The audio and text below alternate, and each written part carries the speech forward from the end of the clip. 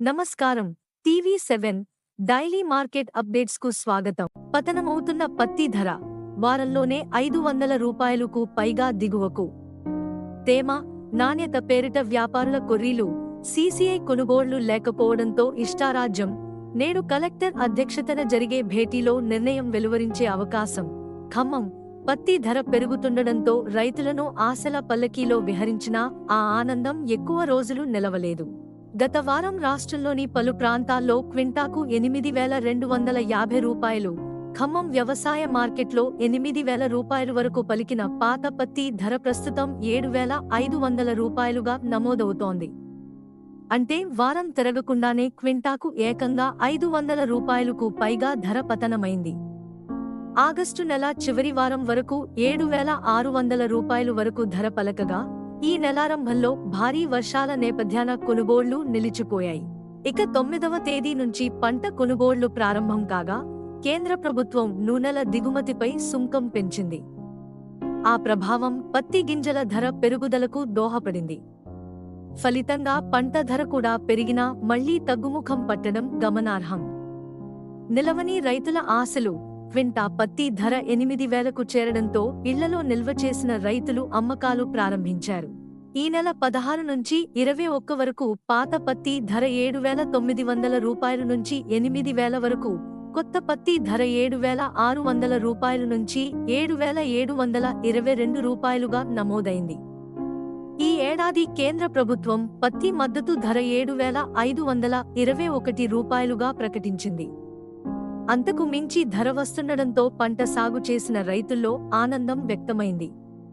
కానీ వారం తిరగకుండానే పతనమవడం. శుక్రవారం వ్యవసాయ మార్కెట్లో పాత పత్తికి గరిష్టంగా రూ. 7,500గా, కొత్త పత్తి ధర రూ. 7,011 పలికింది. సాకులతో వ్యాపారుల మాయాజాలం. తేమ అధికంగా ఉందని, ఇటీవల కురిసిన భారీ వర్షాలతో నాణ్యత కోల్పోయిందనే తదితర కారణాలతో పాటు అంతర్జాతీయంగా పత్తి ధర మందగించిందని చెబుతూ వ్యాపారులు తక్కువ ధరకు కొనుగోలు చేస్తున్నారు. ఇంకొందరు వ్యాపారులైతే పంట కొనుగోళ్లకు ఆసక్తి కనబర్చడం లేదు. నిత్యం ఖమ్మం వ్యవసాయ మార్కెట్లో పత్తి కొనుగోలు చేసే కొందరు వ్యాపారులు 3-4 రోజులుగా మార్కెట్ ముఖమే చూడడం లేదు. మిగిలిన వారు సిండికేట్గా ఏర్పడి ధర తగ్గిస్తున్నారనే ఆరోపణలు వెల్లువెత్తుతున్నాయి. సీసీఐ సెంటర్ల ఏర్పాటులో జాప్యం.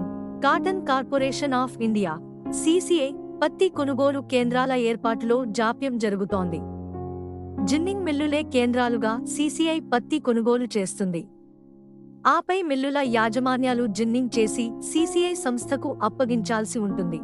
ఇదంతా టెండర్ల రూపంలో జరగాల్సి ఉండగా, ఆంక్షలు తమకు సమ్మతంగా లేవంటూ యాజమానులు టెండర్లకు దూరంగా ఉన్నారు. ఈ నెల 29 వరకు వ్యవహారం ఓ కొలిక్కి వస్తుందని సీసీఐ, ప్రభుత్వ వర్గాలు భావిస్తున్నాయి. కానీ కొనుగోలు కేంద్రాల ఏర్పాటులో జాప్యంతో రైతులకు నష్టం జరుగుతోంది. సీసీఐ కేంద్రాలు లేకపోవడంతో వ్యాపారులు ధర నిర్ణయంలో ఇష్టారాజ్యంగా వ్యవహరిస్తున్నారు. సీసీఐ రంగంలోకి దిగితే తప్ప వ్యాపారులు ధర పెంచే అవకాశం కానరావడం లేదు. నేడు పత్తి కొనుగోళ్లపై కలెక్టర్ సమావేశం. సీసీఐ ఆధ్వర్యాన పత్తి కొనుగోళ్ల కేంద్రాల ఏర్పాటుపై కలెక్టర్ ముజమ్మిల్ ఖాన్ శనివారం సంబంధిత శాఖల అధికారులతో సమావేశం కానున్నారు. ఈ సమావేశానికి హాజరు కావాలని ఇప్పటికే సీసీఐ ప్రతినిధులు, వ్యవసాయ, మార్కెటింగ్, అగ్నిమాపక, తునికలు, కొలతలు, పోలీసు తదితర శాఖల అధికారులతో పాటు జిన్నింగ్ మిల్లుల యాజమాన్యాలకు సమాచారం ఇచ్చారు. ఈ సమావేశంలో కేంద్రాల ఏర్పాటు, పత్తి కొనుగోళ్లపై కలెక్టర్ సూచనలు చేసే అవకాశముంది. ఇలాంటి మరిన్ని అప్డేట్స్ కోసం వాచ్ చేస్తూనే ఉండండి టీవీ7.